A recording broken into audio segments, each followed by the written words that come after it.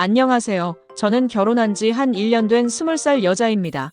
결혼을 하면서 직장은 그만두었고 현재 서울에서 살고 있습니다. 한창 사랑이 쏟아져야 할 신혼이지만 남편과 별거 중이고 하루에도 몇 번씩 시어머니에게 전화로 괴롭힘을 당하고 있습니다. 저도 제가 왜 이런 결혼 생활을 하게 되었는지 이해할 수가 없어서 답답한 마음에 사연을 보내게 되었습니다. 남편과는 대학생 때 처음 만났습니다. 저보다 3살 많은 복학생 오빠였고 같이 듣는 과목이 많아지면서 자연스럽게 친해졌고 그러다 사귀기까지 되었습니다. 하지만 대학을 졸업하고 각자 다른 지역으로 직장 생활을 시작하면서 남편과 헤어지게 되었습니다. 헤어지고 나서 1년쯤 지났을 때 대학교 모임이 있어서 나갔다가 남편을 만났습니다. 헤어질 때보다 얼굴도 많이 상했고 살도 많이 빠졌고 얼굴에는 근심이 가득했습니다. 인사도 하고 말도 걸었지만 가볍게 인사만 받아줄 뿐 깊게 대화를 이어가지 않았습니다.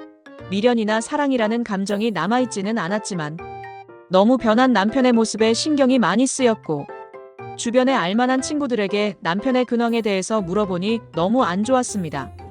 남편의 아버지 사업이 힘들어져서 남편이 보증까지 섰는데 사업이 망하면서 남편이 다니던 회사의 사채업자들이 매일 같이 찾아와서 괴롭혔고 자연스럽게 다니던 회사도 그만두었다고 하였습니다. 지금 어디 사는지 모르겠지만 대리운전이랑 일용직 알바를 하면서 지낸다고 들었습니다. 여기저기 수소문을 해서 남편의 연락처를 받아서 만났습니다. 소식을 들었다는 제 말에 마음에도 없는 동정이나 하면서 사람 비참하게 할 거면 그 이야기는 꺼내지 말라면서 예전과 달리 사람이 날카롭고 신경질적으로 변해 있었습니다. 아무 말도 하지 않은 채 안아주었습니다. 처음에는 뭐 하는 짓이냐며 화를 내었지만 어느 순간부터는 제 품에서 남편이 울고 있었습니다. 무슨 마음의 변화가 불었는지 남편을 데리고 제 집으로 왔습니다. 따뜻한 밥을 차려주고 싶었습니다. 부드럽기만 했던 남편 손은 거칠어져 있었고 여기저기 상처도 많았습니다. 그날 제 침대에서 같이 잠도 자고 갔습니다. 그렇게 다시 연락을 주고받는 사이가 되었지만 그 이상의 사이로 발전하고 싶었지만 남편은 싫다고 하였습니다. 아직도 갚아야 빚도 많고 해결해야 될 문제들이 많기에 자기랑 엮이면 제 인생도 힘들어진다면서 딱 이 정도의 관계를 유지하는 것이 좋다고 하였습니다. 하지만 저는 그러고 싶지 않았습니다. 남편을 설득하면서 아빠에게 모든 사실을 말씀드리고 도움을 요청하였습니다. 아빠와 엄마도 반대를 하셨지만 하나뿐인 외동딸의 고집을 꺾지 못하셨습니다. 남편에게는 은행에서 대출을 받았다면서 아빠한테 받는 돈을 주었고 바로 모든 빚을 정리하였습니다. 남편은 꼭 갚겠다면서 저한테 꼭 갚겠다는 각서와 함께 차용증을 써주었습니다. 저는 남편과 결혼까지 생각을 하고 있었기에 받을 생각을 하고 준 것이 아니었지만 남편의 자존심과 의지를 지켜주고 싶어서 남편이 써준 차용증에 저도 사인하였습니다. 이때까지는 저희 집이 여유가 있는지는 남편이 몰랐습니다. 그날 이후로 제 집에서 동거민 연애를 시작하였습니다. 일단 하던 일을 그만두고 쉬면서 앞으로 어떻게 살 건지 생각해보라고 하였습니다. 성격상 집에서 쉬는 건 안 맞는다면서 원래 다니던 회사에 연락도 해보고 동종업계에 연락 및 이력서도 넣어보았지만 이미 안 좋게 난 소문과 바닥으로 떨어진 신용등급 때문에 취업이 되지 않았습니다. 능력도 있고 성실한 사람인 것을 너무 잘 알고 있기에 취업의 기회조차 얻지 못하고 일용직을 하는 남편을 보고 있으니 너무 속상했습니다. 그런 제 마음을 아셨는지 어느 날 집에 갔더니 아빠가 남편을 회사로 데리고 오라고 하였습니다. 제가 아는 분의 회사에서 신입사원 채용 한다길래 부탁해놨다고 하면서 같이 면접 및 이력서 내려가자고 하면서 아빠 회사로 갔습니다. 하지만 그 거짓말은 금세 들통이 났습니다. 이력서를 들고 인사과로 가는 것이 아니라 사장실로 가고 있었고 사장실 명패에 적힌 아빠의 이름에서 특이한 채 성과 같은 것을 보면서 아빠임을 한 번에 눈치를 챘습니다. 갑자기 신입사원 면접이 사윗감 면접을 본 남편은 엄청 당황을 하였지만 성실하고 반듯한 모습을 보면서 아빠는 남편이 마음에 들었다고 하였습니다. 그렇게 결혼도 하고 취업도 하였습니다. 매일 같이 야근하고 굳은 일도 도맡아 하면서 사장의 사위가 아니라 진짜 신입사원처럼 일을 하였습니다. 이때까지는 너무 행복했던 시간이었습니다. 하지만 어느 순간부터 거짓말을 하는 것이었습니다. 일찍 퇴근했으면서도 야근한다고 하거나 가지도 않은 출장을 갔다고 하거나 주말 특근이라면서 주말에 집을 나갔습니다. 그럴 때마다 남편 차 위치를 렌트카 어플로 확인해보면 시댁이었습니다. 솔직하게 말을 하고 가면 되는데 왜 거짓말을 하고 가는지 이해는 되지 않았지만 이상한 곳에 가는 것도 아니고 시댁에 가는 것이라 크게 신경 쓰지 않았지만 그 빈도가 점점 올라가면서 신경이 쓰이기 시작했습니다. 그날로 주말 특근이라면서 나가길래 아무것도 모른다는 듯이 잘 다녀오라고 하였습니다. 그리고 역시나 남편의 차는 시댁으로 향하고 있었습니다.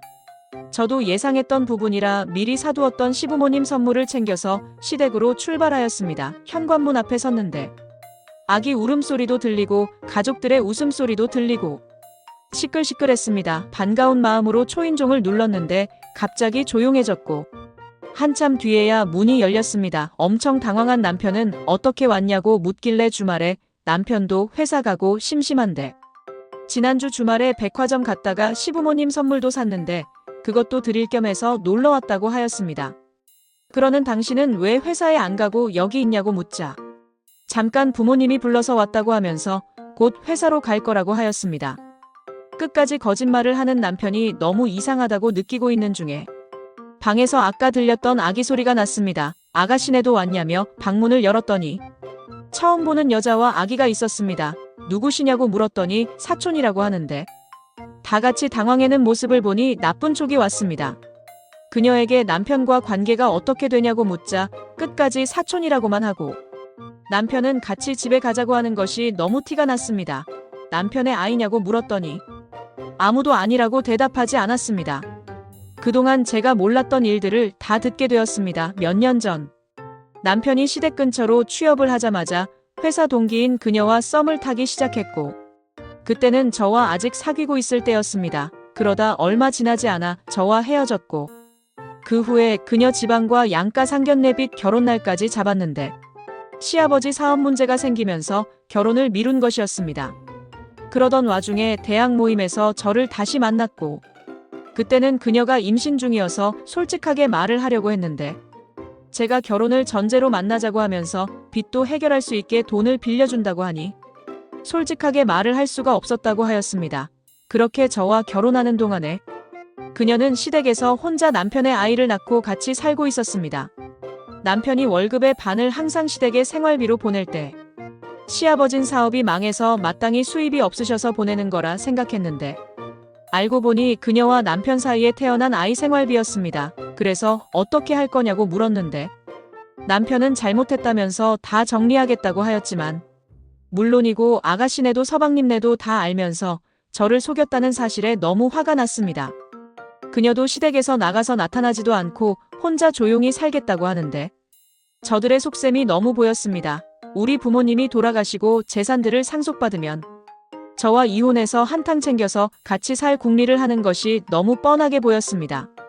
이혼하자고 하면서 남편의 짐은 시댁으로 보낼 테니 집에 들어오지 말라고 하면서 시댁에서 나왔습니다. 그렇게 나가는 저에게 시어머니라는 사람은 그 집의 절반은 자기의 아들 것인데 제가 뭔데 못 들어가게 하냐면서 저보고 나가라는 것이었습니다. 수억의 빚만 있던 사람이 하루아침에 강남에 60평짜리 아파트가 생기냐면서 그것이 어떻게 남편 것이냐고 물었습니다. 결혼하면 재산의 절반은 남편 거라고 헛소리 하시길래 그 집 명의가 아직 저희 부모님 거라는 것에 다행이라는 생각이 들었습니다. 마음대로 생각하시라고 하면서 시어머니 보는 앞에서 남편의 차 키도 뺏었습니다.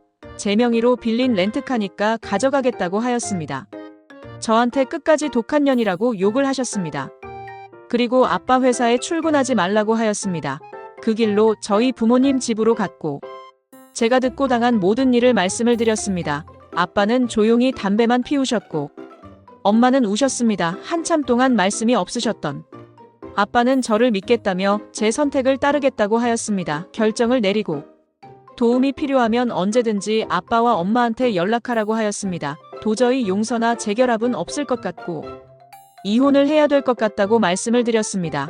아시는 변호사라며 연락처를 주셨고 시간 날 때 가서 상담을 받으라고 하셨습니다.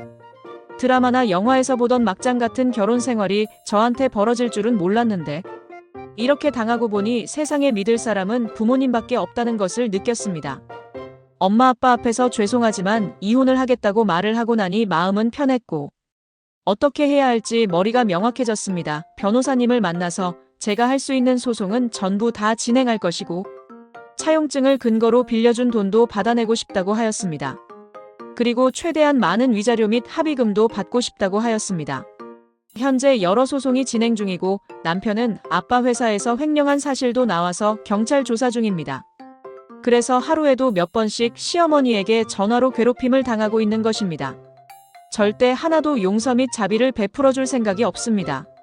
믿음에 대한 배신의 결과물이 얼마나 뼈아픈 느끼게 해줄 것입니다. 오늘의 사연은 여기까지입니다. 구독과 좋아요, 알림 설정 부탁드립니다. 긴 글을 읽어주셔서 감사합니다. 구독과 좋아요 꾹꾹 눌러주세요. 꾹꾹 알림 설정도 꼭꼭 눌러주세요.